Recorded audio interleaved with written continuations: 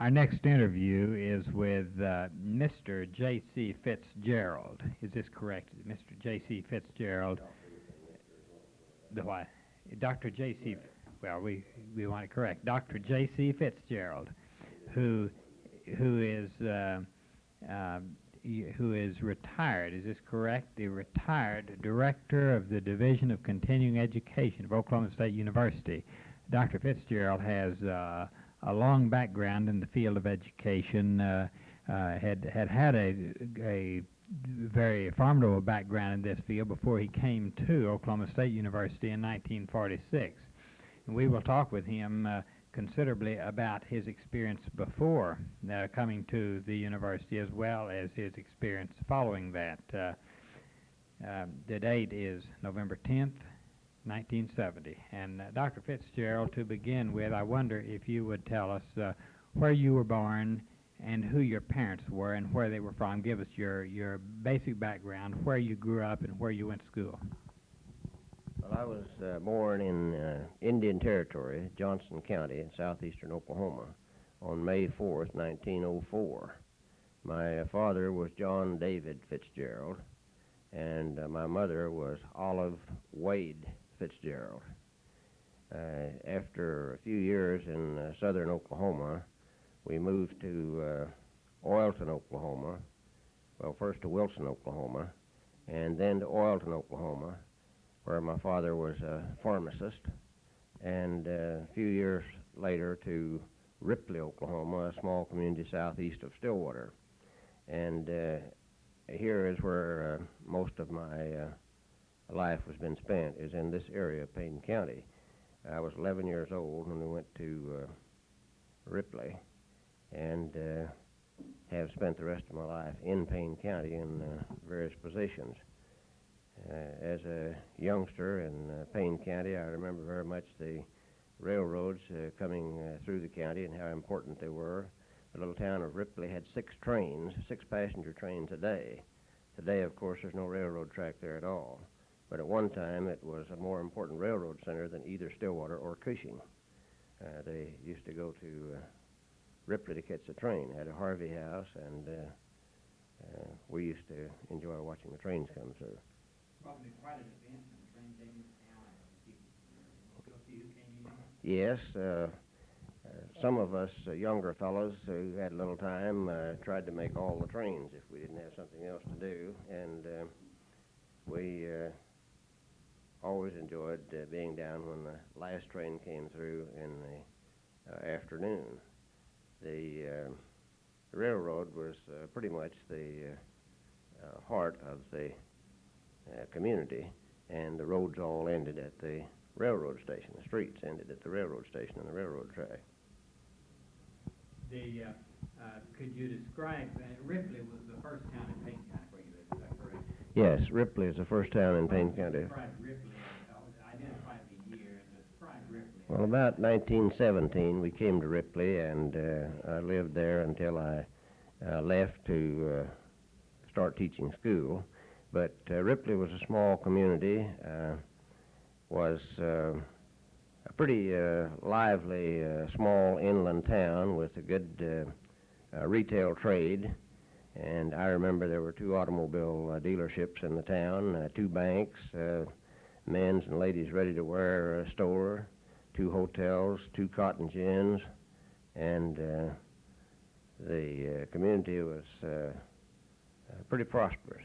And then, of course, as the railroad pulled out, first one train and then another, and then finally the river washed the bridge out and the railroad didn't see fit to rebuild, the town began to go down considerably.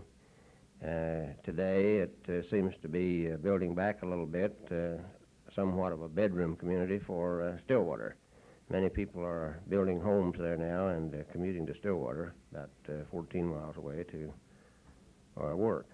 What was Stillwater like at that time? Well, Stillwater was a pretty thriving little community. It was the county seat, and of course this brought a lot of business and trade to Stillwater. Stillwater had probably at that time the best hospital and medical facilities, and that brought people from the community in. Stillwater, of course, by this time had the railroad, and the college did a great deal for Stillwater. Who were the leaders of Ripley and Stillwater at that time, civic leaders in the town? Well, along at that time, I wasn't old enough to be too much interested in who the leaders were. I remember some of the leaders.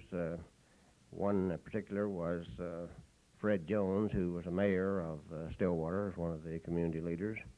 And, of course, I remember some of the few of the county officials and the state representatives. Pete Weaver, I remember, was state representative for a good many years from Payne County. In Ripley, of course, your doctors and your bankers were your pretty much key people in the community. And I remember E.J. Blank and Tom Berry. Tom Berry owned a ranch right west of town, and as a youngster it was maybe I'd say a privilege to shock wheat, pitch bundles to the thrashing machine, work on the farm or on the ranch for him. Young Tom, I say young Tom, he's about my age now, but we were youngsters at the time in Ripley. His father was president of the bank for some time, but he was a very common, ordinary person. He rode an old gray mule around on the farm and drove a Model T Ford to Stillwater or for any distance travel that he wanted to do. Just the same family as Jim Berry? Yes, Tom Berry, the elder Tom Berry, was a brother of Jim Berry.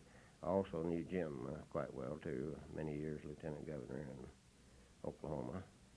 And the other Berry boys, Judge William Berry in Oklahoma City, I knew him as a small boy, and his sisters and his other brothers, Jack and young Tom, and Nellie Berry, who is now the wife of Colonel Sam Myers in Stillwater. What was the roads like?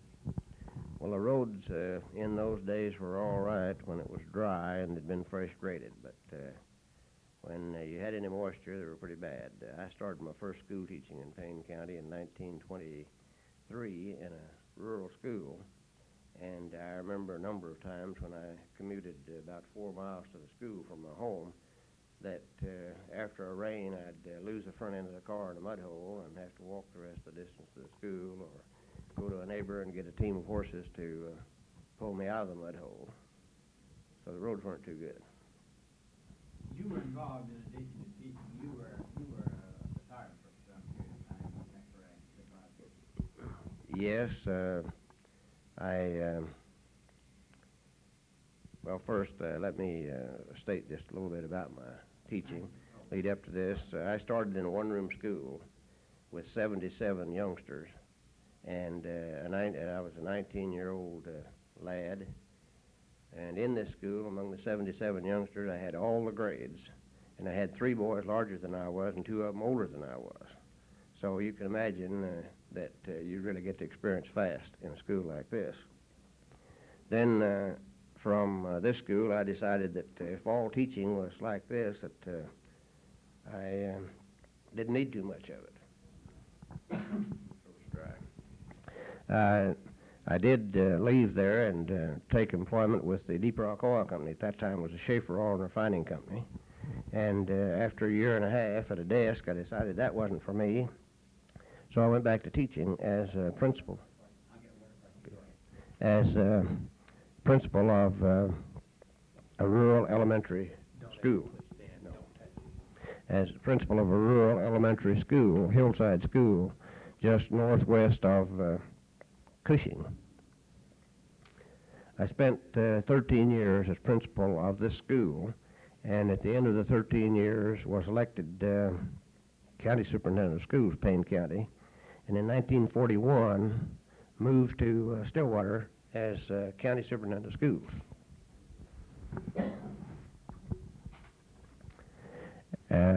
During the time I was serving as county superintendent of schools, I was a member of the U.S. Department of Agriculture War Board during World War II, And as county superintendent, had the responsibility for issuing all the ration cards and ration programs for Payne County. At that time, we had some 100 teachers and something like 90 school districts, and the teachers all had to be brought into Stillwater and trained on how to handle the rationing program. And in 1943, I was offered a position as superintendent of schools at Yale, Oklahoma, which I accepted, and became superintendent of schools at Yale from the years 1943 to 1946. In 1945, I was invited to join the Oklahoma State University, then Oklahoma A&M College, as a member of the staff.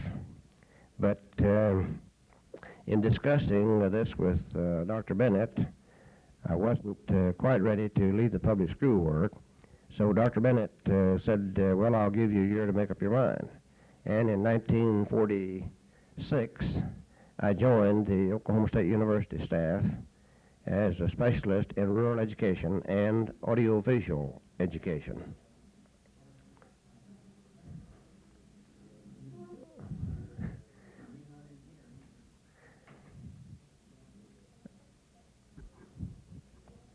When we started the audiovisual program at Oklahoma State University, we had two used 16mm projectors and a used speed graphic camera.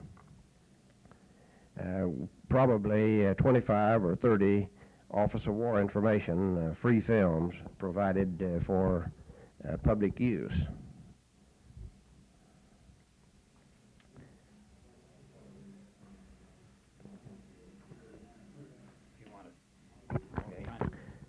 Just before starting at the university in September 1946, I attended some special programs at the University of Chicago and Peabody College for Teachers, where we developed a curriculum guide for Oklahoma public schools.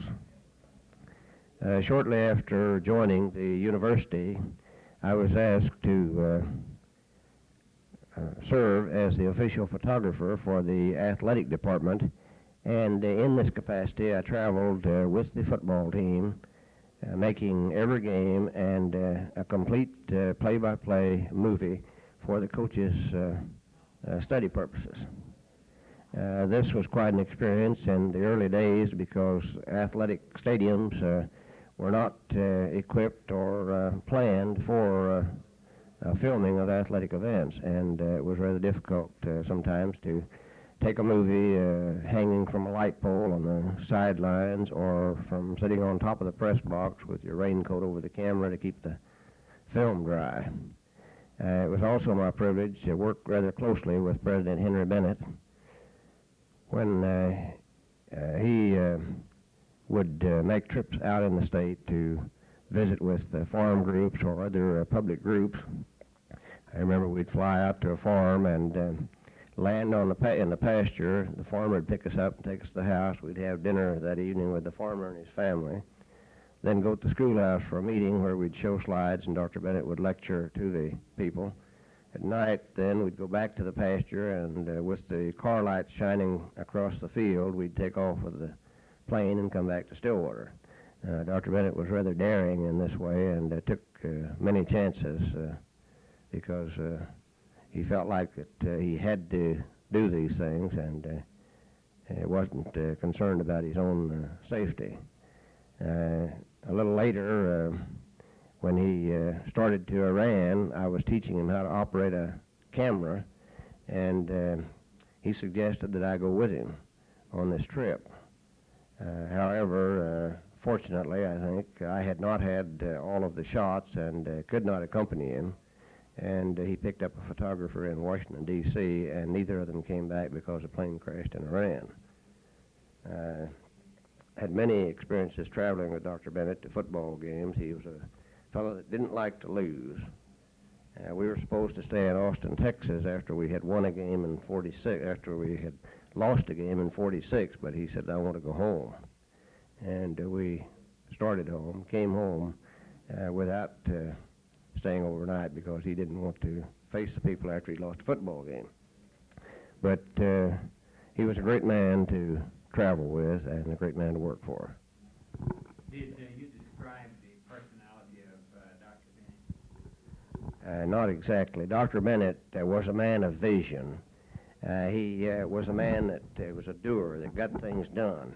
I remember very distinctly when they were talking about building the Student Union building.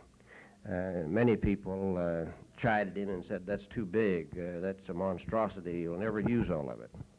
But Dr. Bennett had faith, and he had a 25-year plan in mind, and he kept saying to the architect, let's build it the way we want to, and let's keep going. And he did, and I remember soon after the building was built, people making remarks about what a big structure this was, would never be used, but it turned out it was too small from the time it was completed.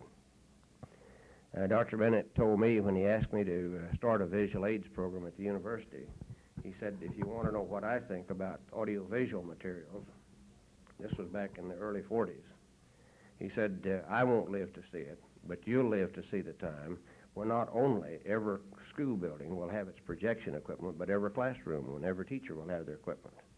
Well, 20 years later, in 1967, we placed a projector and a screen and a lectern in every classroom on the Oklahoma State University campus, something he predicted more than 20 years previously. He was a great man, I thought, and I think history will record and confirm this. Can you think of anything else that Dr. Bennett predicted has come about, or that it may in the future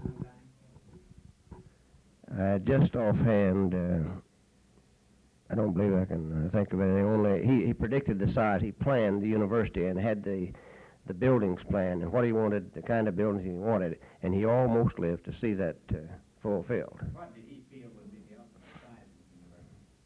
Well, I think he felt like that it would be 25 to 30,000 sometime. This was originally, of course, an A&M college, and everything at the time was keyed to, even the courses, even those courses in the liberal arts area. Many of them had a name that would give it, that would allow it to become part of an A&M college, you know. I recall the journalism course in particular did, you know. And I'm wondering if what was Dr. Bennett's attitude or feeling toward that? Did he envision the idea of it becoming Oklahoma State University or something like that instead of an A&M college time went on? I think he definitely did. I don't know that he was thinking necessarily of Oklahoma State University, but I think he had visions of it being the great institution in Oklahoma and one of the great ones in the Southwest. This was his goal, and he was the kind of a man that you couldn't turn off. If you went to Dr. Bennett with a small proposal or a small idea, he didn't have much time. But if you went to him with something that was visionary and looked like it had possibilities in the future, he would say, let's do it. And you'd say, where we get the money? He'd say, well, let's don't worry about that. If it's worth doing, if we need to do it, we'll find the money somewhere. And somehow or other, he usually did. He had ways of doing this. I was out when you talked about first getting involved in taking pictures. What year was that about? That was in 1946. Oh, you were not photographing before 46? Well, I was taking pictures during the time I was in public school work. I started taking students on educational tours. And in 1939, 37 to be exact first, started taking some elementary and junior high students on educational tours in the school bus. And I made movies of these trips. In 1939, we finally took the group to the World's Fair at San Francisco. And people were a little concerned in the community about taking the children this far. So they went to the bank and said, if he needs any money, let him have it if he wires back. However, I had arrangements made with the bank to use the banker's middle name if I wanted to wire for money. But then in 1940, we took a trip to New York City at the World's Fair, and on up into Canada and Boston and around with these school children at an amazingly small cost. The Daily Oklahoman became interested in this and came out to our school and gave us a full front page spread on the Oklahoman. And in this way, I became known as far as the movie making was concerned, and even before I came to the university, Dr. Bennett invited me over to make movies of special occasions for him as a historical record. When you shoot, what are some of the things that you shot prior to coming with the college? Some of those that you feel are really a historical note. Well, of course, the ones I took, I think, of these youth traveling over the country are certainly of historical note because people said you can't do it. And of course, this has always been interesting to me is if somebody said, well, it can't be done, then you feel like, well, I believe it can, or you try it. Those were those pictures. Then the pictures of the first National Flying Farmers Convention that was ever held was held on this campus. I came here for Dr. Bennett and made pictures of the airplanes taxiing up the Knobloch Street, parking around the fire station, taking off from the drill field, which is now the parking lot south of the stadium. Al Bennett came in a little Aeronca Champion plane, landed, picked up Dr. Bennett, flew out to the pasture, picked up a little calf in the plane, flew back and landed south of the stadium out here and unloaded the calf. These were all recorded in the movies as some of the things that the airplanes were going to do for the farmers in the future. It's going to be his way of cutting down the distances. That, I think, is historical record. Some of the buildings that were made here were, the dedications were photographed. When President Wilhelm was inaugurated after Dr. Bennett's death, we made movies of his inauguration in the college auditorium over here, and various films of activities that were happening on the campus were made for historical record. When did you begin shooting athletic events? The first athletic film I made was on my own at the Sugar Bowl in 1945, in January 1946. And then upon landing on the campus, Henry Iba asked me if I would take the movies for all of the athletic events. And at that time I started I made movies of all the basketball games at home, at all of the football games away and at home, track meets, wrestling meets, and one year during the wartime when film was scarce, I was called to Kansas City and made the movies of the NCAA basketball tournament in Kansas City, because for some reason or other we were able to get film directly from Eastman, and I don't know why the other photographer couldn't, but Iba called me and asked me if I would, said somebody to ask him if he could get the film made, and I made the movies of the NCAA tournament. What was the most exciting sports photography you made? Oh, when one of our men, Bill Burdett, ran 98 yards for a touchdown, and I ran out of film in the middle of the field, because it was unheard of anybody running 98 yards, and I had enough film in for another line play, but not enough for a 100-yard day. Some of the interesting aspects of the football filming was at this time, athletic departments were not much concerned about space or facilities for filming.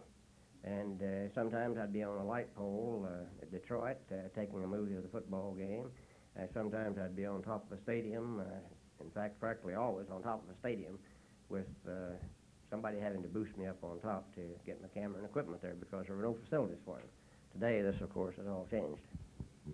Who are some of the personalities of your experience that you feel are outstanding or are of particular interest?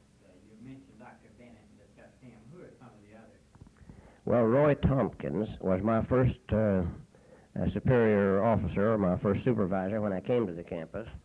And, in fact, Roy called me in 1945 and said, Dr. Bennett has a job he wants you to do. And I came over and talked to him and Dr. Bennett, and wasn't sure I wanted to quit the public school work.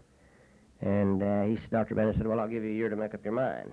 So in 1946, I decided to come to the campus, and Roy Tompkins was the first man that I worked for.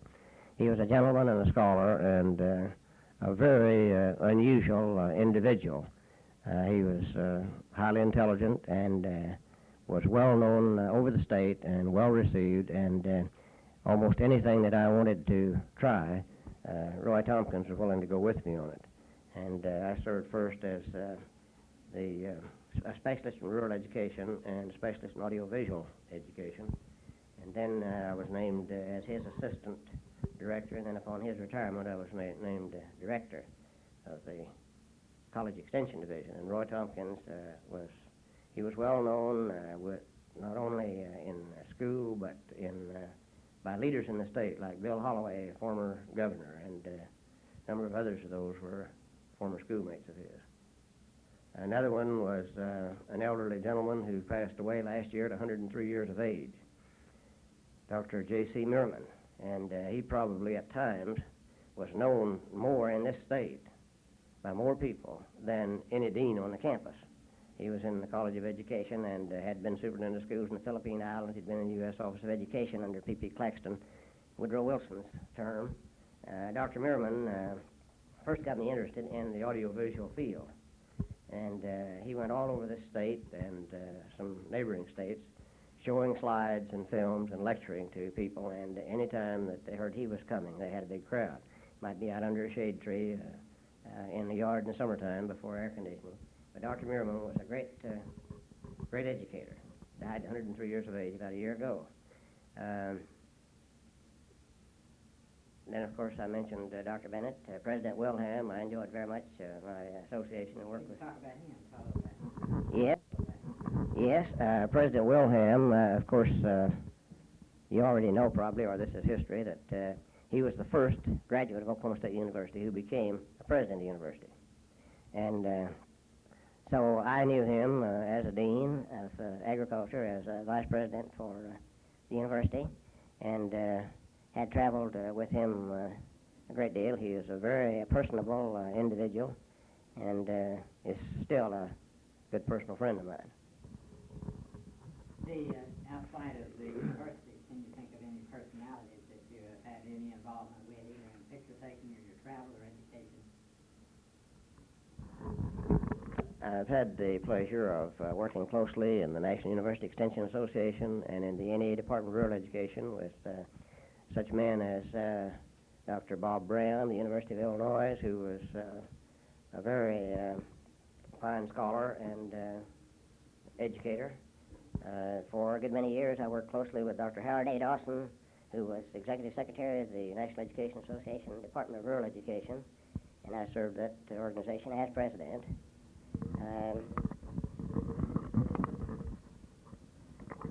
One other man at the university that I was well acquainted with and still count him as a very valuable friend is Dr. Eugene L. Swearingen, who is now president of the bank in Tulsa, was vice president here, and then president of the University of Tulsa before going to the bank. Gene was a dynamic individual, and I think helped me a great deal in a number of ways on the campus while he was vice president for the university. A little bit of it. And also, if you think of the scouting of any fine experiences that... Well, of course, starting as a Boy Scout, back just before I was 12 years old, I had some interesting experiences in camping, but in those days in a small community, it was difficult to get people to volunteers to serve scouting, and we had a rather difficult time keeping a program going, but I always remember it as a very enjoyable experience camping and hiking. And then when I became principal of an elementary rural school, it was my pleasure to work with boys and with Boy Scout troops, camping out with them, and then later serving the Will Rogers Council and the Payne County District Boy Scouts and the various officers. Served, I guess I was the first person to serve 2 terms as president of the Rogers Council of Boy Scouts, and was awarded the Silver Beaver Boy Scout. Have had a number of interesting experiences working at the camp and helping to build buildings or camping out with boys. One of the experiences I had up there wasn't quite so pleasant. It was raining and the camp was muddy, and being one of the biggest group in the group, probably a big ox, I picked up the largest log to carry down the No, then my feet went out from under there. I sat with a log on there and broke 4 ribs. And I stayed on that night, slept on a cot, so you can imagine what it felt like the next morning. But had a lot of interesting experiences working with men, scouters, and with the boys at the Well Rogers camp.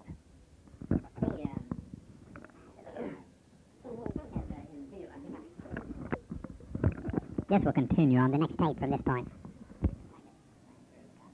Herbert Hoover will just start his. We're about out of tape. 31st President, Republican, born West Branch, Iowa.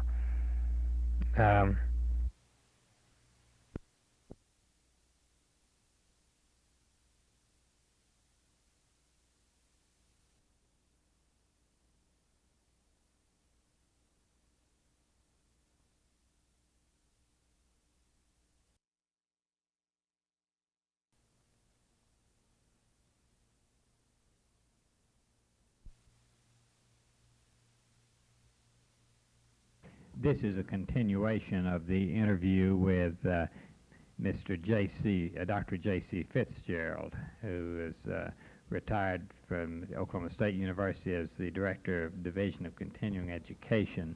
Dr. Fitzgerald, I wonder if you would discuss a little bit your feeling about the differences and the problems facing education in your earlier days in the public schools and as you see it today. Wait a minute. Yeah, I did this. In the earlier days, as in today, money is always one of the big problems, it seems like. But there are many things that we can do other than with money. I remember in early days teaching, when I was teaching areas of circumferences of cylinders or other types of math programs. We didn't have the visual aids, but I remember I could always take a tin can and cut the side of the tin can and unroll it and show that it became a rectangle or a parallelogram, and that the area of the surface of a can or a cylinder was the same as the area of a rectangle. So there are a lot of things that you can do with paper or with tin cans or other devices like that. But today we see so much in the way of educational technology, and I think it's good. Naturally, I would, having been associated with it for some 25 or 30 years, but I think it's good if we use it in the right way. There may be a tendency sometimes to use these as gadgets, or maybe there seems to be some pleasure just from maneuvering a piece of equipment. But I think that the future in education is going to make much greater use of technology. For example, when we came to our campus in '46, audiovisual was a word that most professors, the academicians, looked with disfavor on. They thought that it had to be a lecture, and if they had to use a film, they'd say, well, but I'll have to cut out one of my lectures. And I used to say, well, so what? Maybe that would be a good thing if you did cut out one of them. But I remember they looked with disfavor on us who were sold on the audiovisual field. And just recently, a former dean of the College of Education remarked to me, he said, you were 20 years ahead of yourself when you were, your time when you were trying to sell us on those ideas. But Dr. Bennett kept giving us encouragement, and the first audiovisual classes, or not the first ones, but the first ones I taught, were taught, they were tolerated, but they weren't encouraged by university faculty people. And I remember one statement to me, yes, we'll permit you to teach the audiovisual courses if they don't cost us anything. So the first classes we taught because we felt that they were needed and because teachers wanted them, but they weren't accepted. A few years later, you begin to hear audiovisual. In fact, some early classes, I remember a graduate student writing on a test, autovisual, A-U-T-O, autovisual, and I immediately knew that I wasn't communicating.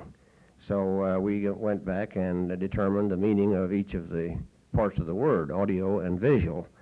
But later, some of our professors and our administrators went to meetings and conferences where they would hear the term audiovisual, and so today, almost any conference, you see several means of audiovisual media being used. And now then, I'm amazed that some of the professors and administrators think they've discovered something brand new.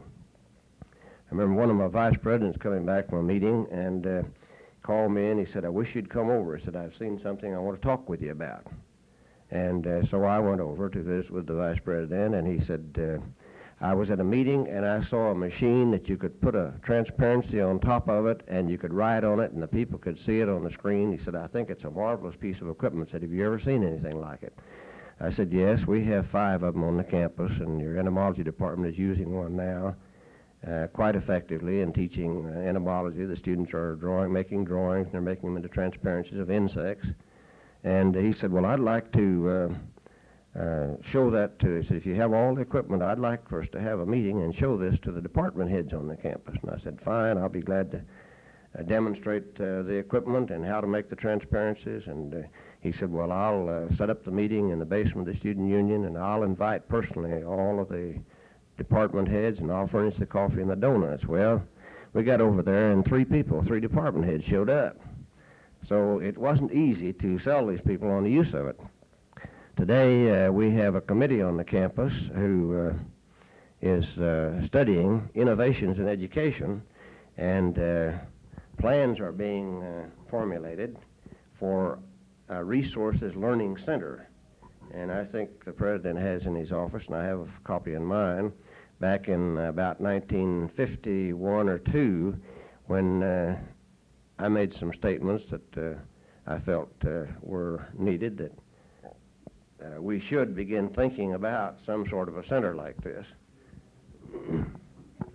As I mentioned earlier, we now have placed overhead projection equipment, screens, and lecterns in each classroom on this campus, some 150 or 60 of them. And the Audiovisual Center has grown now to a staff of some 30 or 40 people, and includes every kind of teaching media that can be imagined.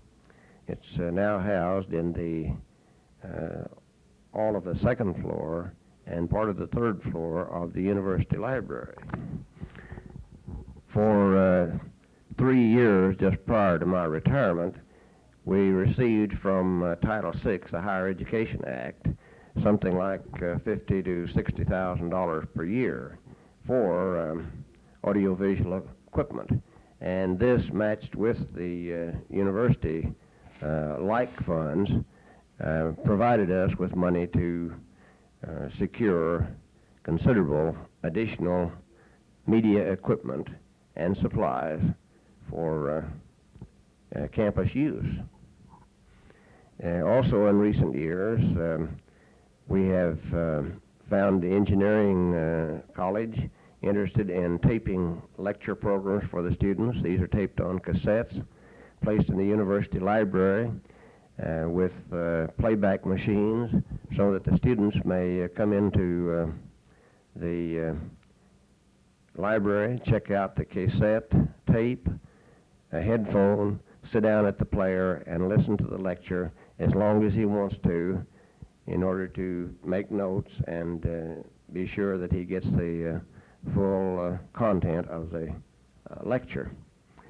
With the first Title VI grant, we placed all of the botany classes, laboratories, on audio tutorial basis. In this one room, we have some 45 tape recorders, film strip projectors, 8mm single concept projectors, and microscopes, so that the instructor records the laboratory instructions, the entire section, on tape. This is duplicated and placed on the 45 recorders. The student has his workbook. The laboratory is open from 7 o'clock in the morning until 10 at night. The student may come in at any hour that is available to him spend as many hours as he wishes on doing the laboratory experiments and listening to the laboratory lectures, making the drawings, or studying the specimens and the microscopic slides. And this has proven so successful that now zoology is doing some of the same work in audio tutorial, and the College of Home Economics is going to this.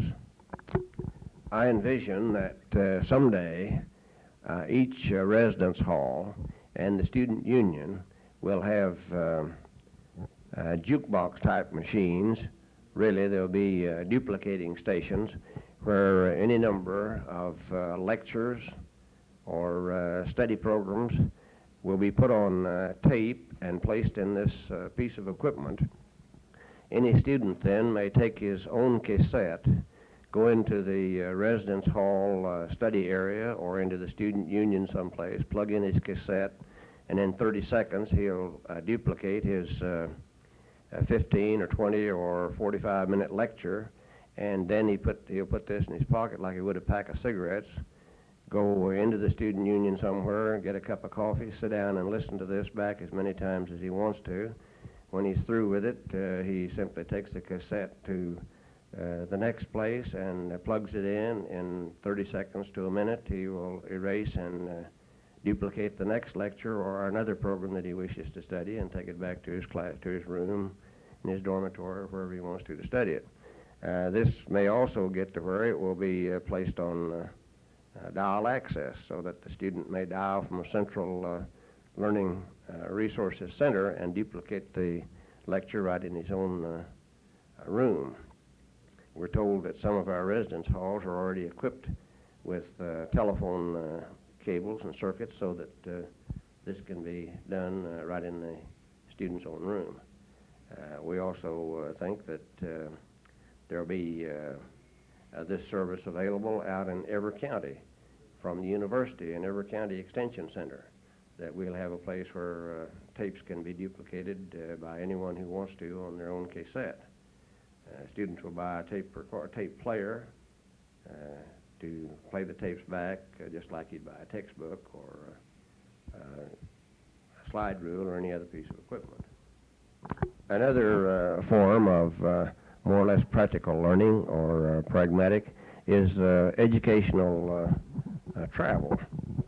When we first came to the university, this was frowned upon a little bit too, but in 1949, when the sociology professor wanted to take a tour studying the 8 southeastern states' community development programs, I was asked to assist in this program since I'd had a background of experience in traveling and tour handling. And we took these 19 people to down to Carrollton, Georgia, the old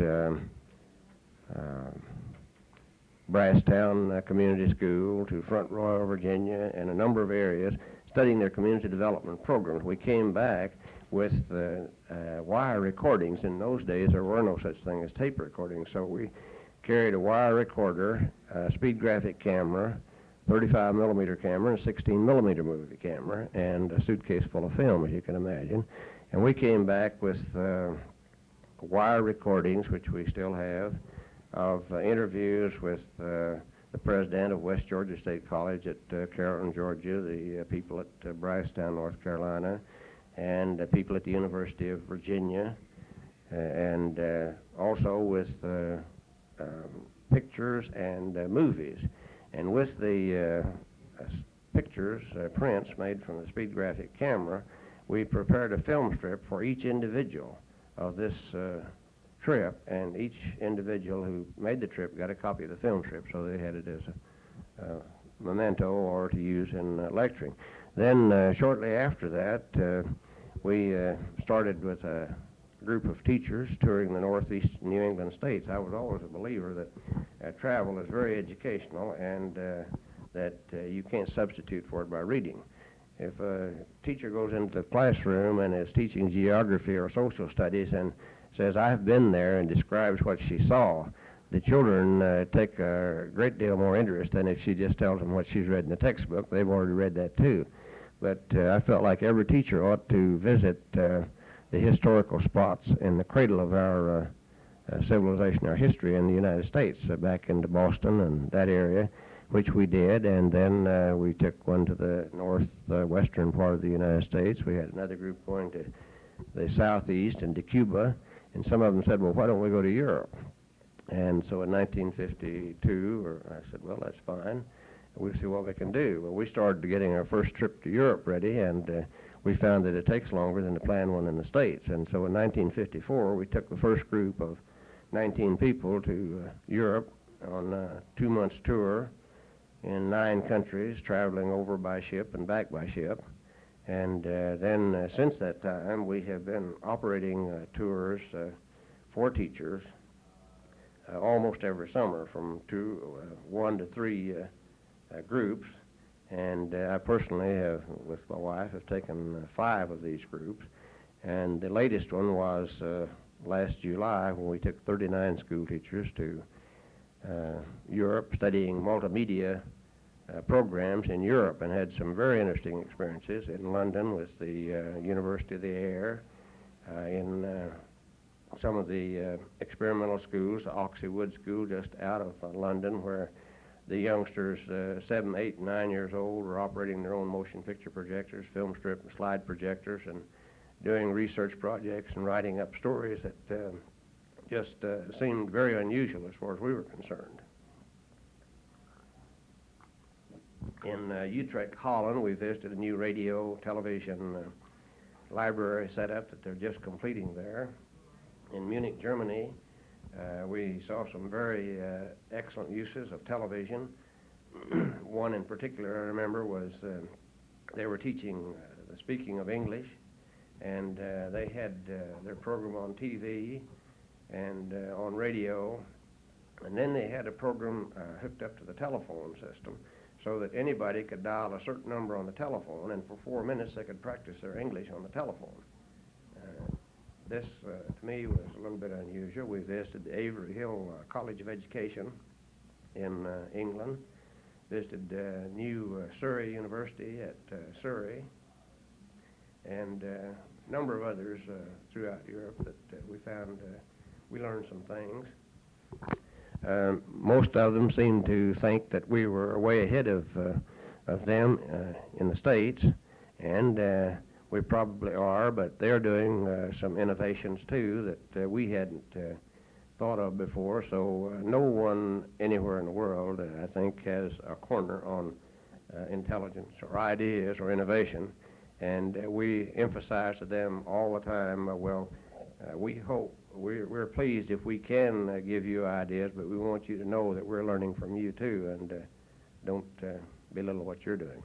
So I think the future in the media field has just barely been scratched.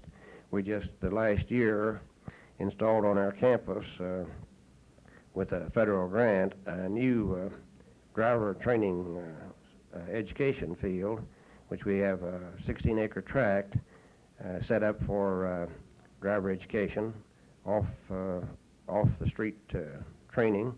Use 14 cars, radio, all of them radio controlled, with a skid pan, a skid car where you can put people in the car and lock the brakes and give them the experience of driving on a slick highway.